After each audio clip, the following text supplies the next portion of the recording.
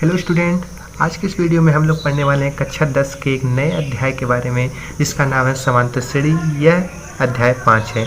तो देखिए, समांतर श्रेणी एक बहुत ही इंटरेस्टिंग चैप्टर होने वाला है। बस आप इस वीडियो को पूरा लास्ट तक जरूर देखिएगा, आपको कोई सवाल लगाने में प्रॉब्लम नहीं आएगी। तो देखिए, समांतर श्रेणी होता क्या। सबसे पहले हम इस चैप्टर के बेसिक चीज़ों के बारे में समझ लेते हैं कि समांतर श्रेणी आखिर क्या है, तभी तो उसके सवाल को लगाएंगे।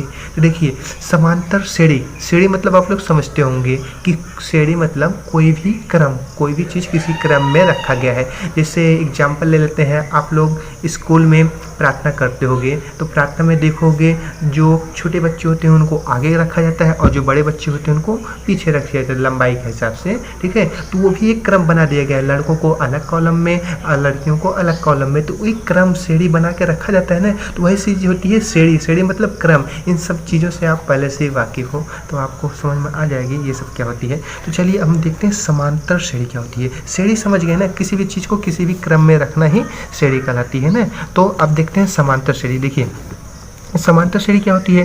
देखिए, हम पहले यहाँ देखते हैं समांतर, ठीक है। समांतर से आपसे क्या मतलब आ रहा है। देखिए, समांतर अगर आप देख रहे हैं तो समांतर मतलब क्या, समान अंतर, ठीक है। बस आप समझ चुके हो, समान अंतर, ठीक, यही चीज़ है समांतर श्रेणी। ऐसी कोई भी श्रेणी जिसके बीच एक समान अंतर हो उसी को ही बोलते हैं समांतर श्रेणी। समझ गए, यही है पूरा चैप्टर आपका।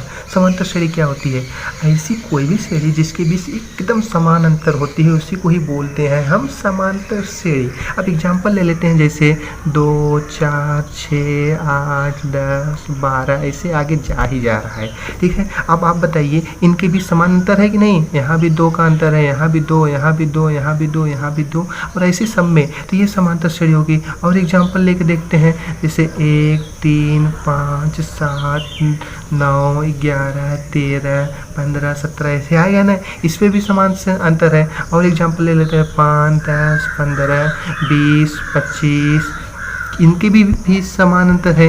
देख लीजिए, 5, 5, 10, फिर 10, 5, 15, 15, 5, 20, 20, 5, 25, अंतर समान है ना। तो ये सभी श्रेणी कैसी होगी, समांतर श्रेणी होगी। और एग्जाम्पल ले सकते हैं 10, 20, 30, 40, 50, 60। ये देखिए, इनके बीच सब में कितने कितने का अंतर है। अंतर चाहे जितना हो, सबके बीच बराबर अंतर होना चाहिए। यहाँ भी 10 का अंतर, यहाँ भी 10, यहाँ भी 10, यहाँ भी 10, यहाँ भी वैसे देखो, यहाँ भी बराबर है ना। यहाँ 5 है तो सब जगह 5, 5 का अंतर है। यहाँ अगर 2 का अंतर है तो सब जगह कितने का अंतर है, सब जगह 2 का अंतर है। तो ऐसी कोई भी श्रेणी, ये सब श्रेणी ही में रखी रही है ना, कोई भी क्रम है जिसके बीच अंतर क्या होती है, समान होती है, उसी को ही बोलते हैं हम समांतर श्रेणी। एक और अच्छा सा एग्जाम्पल लेते हैं जिससे क्वेश्चन पूछा जाता है। देखिए, जैसे 10, 8, 6, 4, 2, ये देखिए, ये भी समांतर श्रेणी है, बिल्कुल समांतर श्रेणी है। इसमें क्या, ये देखिए, इसमें क्रम हो रहा है, घट रहा है। बस 10 में से 2 गया 8, 8 में से 2, 8 से 2 गया 6, 6 से 2 गया 4, 4 से 2 गया 2, मतलब इनके बीच -2, 2 का अंतर है। अरे अंतर तो समान है ना, ठीक है। देखिए, सबके बीच अंतर समान है ना। तो ये सब क्या हो गई, समांतर श्रेणी। आप समझ चुके हो समांतर श्रेणी क्या होती है। ऐसी कोई भी श्रेणी जिसके बीच समान अंतर होता है उसकी को ही हम बोलते हैं समांतर श्रेणी। बताइए, इतनी चीज़ समझ में आई कि नहीं। कोई भी श्रेणी मतलब समझते हो ना, क्रम, सीक्वेंस, किसी चीज़ को किसी सीक्वेंस में रखना, क्रम में रखना, उसी को ही श्रेणी बोलते हैं। अगर उसी क्रम में जो रखा गया उनके बीच जो अंतर आ रहा है एकदम समान अंतर है तो उसी को ही बोलते हैं हम समांतर क्रम या समांतर श्रेणी। इसी को इंग्लिश में बोलते हैं AP, अर्थमेटिक प्रोग्रेशन। कहीं भी लिखा रहे ये AP में है, क्वेश्चन पूछा जाएगा, बताइए AP में है कि नहीं है।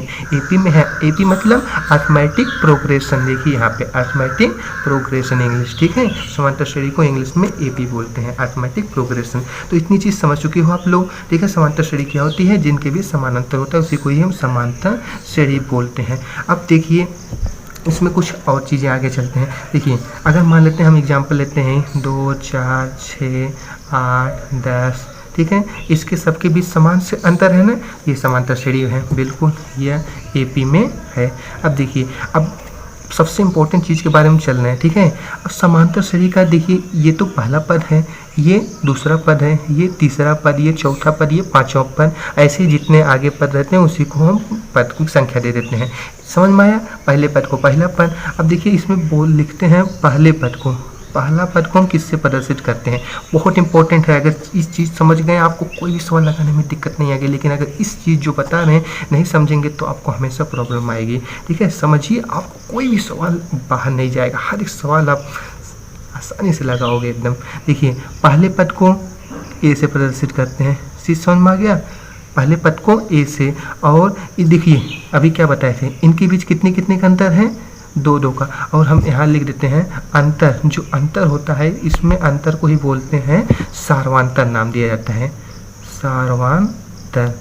ठीक है, अंतर को क्या बोला जाता है, सार्वांतर। इसको डी से प्रदर्शित करते हैं। डी माने डिफरेंट, डिफरेंट माने सार्वांतर, समान जो सभी के बीच अंतर होता है उसको डी से प्रदर्शित करते हैं। समझ में आया? अब हम एग्जाम्पल से पूछ लेते हैं, इसमें सार्वांतर कितना है, डी, डी का मान कितना है, मतलब कितना अंतर है, 5 का। इस वाले में बताइए कितना अंतर है, 10, 10, 20, 10, 30, 40, कितने कितने का अंतर है, 40। इसमें डी का मान कितना हो गया, 10 हो गया, क्योंकि अंतर कितना है 10। इसमें डी का मान कितना होगा, 5 होगा। इसमें कितने का अंतर है, 5 का। ये पहले वाले में कितने होगा, 2 का अंतर है, तो वो डी का मान कितना हो गया, 2। डी क्या है, अंतर, अंतर, उसी को ही बोलते हैं हम सार्वांतर। समझ में आया? अब देखिए पहले पद को हम ए से प्रदर्शित करते हैं, सार्वांतर को किससे प्रदर्शित करते हैं, सार्वांतर को डी से प्रदर्शित करते हैं। आगे समझ में, सार्वांतर को हम डी से प्रदर्शित करते हैं। ठीक, अब देखिए अगर हम इस समांतर श्रेणी में पहले पद का मान देखें, क्या है, पहला पद क्या है, 2 है, ए का मान कितना हो गया, 2। अब अंतर, अंतर निकालने के लिए सबसे आसान विधि होती है, दूसरे पद में से पहले पद को क्या करो, माइनस कर दो, तो अंतर निकल जाएगा। ठीक है, यहाँ लिख देते हैं हम, लिख लो, ये सब फार्मूला है, दूसरा पद माइनस पहला पद। ठीक है, दूसरे पद में से हम पहले पद को घटा देंगे तो वो अंतर हमको पता चल जाएगा। देखो घटा के देखते हैं, ये पहला पद, ये दूसरा पद, दूसरा पद क्या है, 4, पहला पद क्या है, 2, 4 में से 2 गया, 2, अंतर 2। ये ऐसी आप कहीं से भी कर सकते हैं। देखो हमेशा ज़्यादा वाले पद में से कम वाला पद, पीछे वाला पद घटाते हैं। अगर हम यहाँ पे तीसरे में से दूसरा घटाओगे तब भी अंतर 2 आएगा। देख लो, 6 में से 4 गया 2, 8, ये चौथा पद है, चौथे पद में से उसके पीछे वाला घटा दो, कौन सा, तीसरा, चौथे में से तीसरा घटाओगे फिर भी अंतर 2 आएगा। यहाँ डी का मान कितना आएगा, 2। मतलब एक आगे वाले में से पिछला वाला पद घटा दो तो हमको सर्वांतर पता चल जाएगा। सर्वांतर मतलब जो अंतर होता है, आप देख के भी पता कर सकते हो, नहीं तो अगर कुछ सवाल आते हैं भिन्न के रूप में, आप सीधा दूसरे पद में से पहले पद को घटा दो या आगे वाले में से पिछला वाला पद घटा दोगे तो वो सर्वांतर निकल जाएगा। जैसे यहाँ से घटा के देख लो, 10 में से पिछला वाला पद क्या है, 8, 10 में से अगर 8 घटाएंगे तो कितना आएगा, 2। ये किसका मान आ गया, डी। ठीक है, समझ में आया? इसमें समांतर श्रेणी में पहली चीज़ हम लोग क्या समझे, पहला पद, पहले पद को ए से प्रदर्शित करते हैं। इसके बाद दूसरा चीज़ क्या समझे हैं, सार्वांतर। सार्वांतर क्या होता है, जो संख्याओं, जो श्रेणी के बीच अंतर होता है उसी को ही हम सार्वांतर करते हैं। सार्वांतर कैसे निकालते हैं, हमेशा आगे वाले पद में से पिछला वाला पद घटा के, अगर दूसरे पद में से पहला घटा दो, तीसरे में से दूसरा घटा दो। ठीक है, सिंपल सा याद रख लो, दूसरा पद माइनस पहला पद, हमको सर्वांतर निकल जाएगा। ठीक है, अब देखिए, अब हम देखें ये जो समांतर श्रेणी होता है इसका एक क्रम होता है। ठीक है, समांतर श्रेणी का एक क्रम, पहले पद को ए से प्रदर्शित करते हैं कि नहीं, बताइए, पहले पद को ए से।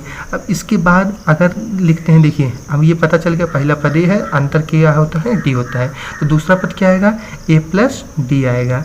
ठीक है, क्यों, अगर घटाओगे तभी तो अंतर डी आएगा, अगर डी सर्वांतर है तो ए प्लस डी। तीसरा पद क्या होगा, ए प्लस 2डी। बहुत ही ये समांतर श्रेणी का क्रम है। समांतर श्रेणी को अगर पूछा जाए समांतर श्रेणी क्या होती है, ए प्लस डी, ए प्लस 2डी, ए प्लस 3डी। समझा रहे हैं, अभी नहीं समझ में आ रहा तो ए प्लस 4डी। ऐसे ही ये श्रेणी आगे चलती रहती है, ए प्लस 5डी, ए प्लस 6डी, ए प्लस 7डी। अब देखिए ये होगा समांतर श्रेणी का, अगर हम पूछे पहला पद होता है ए, दूसरा पद ए प्लस डी, तीसरा पद ए प्लस 2डी, चौथा पद ए प्लस 3डी। ठीक है, समझ में आया? अब देखिए अभी ये कहाँ से आता है हम आपको समझाते हैं अच्छे से। ठीक है, पहला पद को ए से प्रदर्शित करते हैं, अंतर कितना है, डी का। अगर समांतर श्रेणी में अंतर सर्वांतर डी हो तो हम वो डी जोड़ देंगे, इसमें भी डी जोड़ोगे, डी 2डी हो गया, 2डी में एक डी और जोड़ोगे 3डी हो जाएगा, 3 डी में 1 डी और जोड़ोगे 4 डी आएगा, फिर अंतर अगर डी है तो 5 डी आ जाएगा। ऐसी श्रेणी क्या होती है, बढ़ती रहती है। आपको समझ में आ गया? ठीक। अगर पूछा था ये फार्मूला है, इस सब चीज़ को रटते रहो, समझते रहो, अभी आपको समझ में आएगा जब सवाल लगाओगे तब ये सब कितने इंपॉर्टेंट है।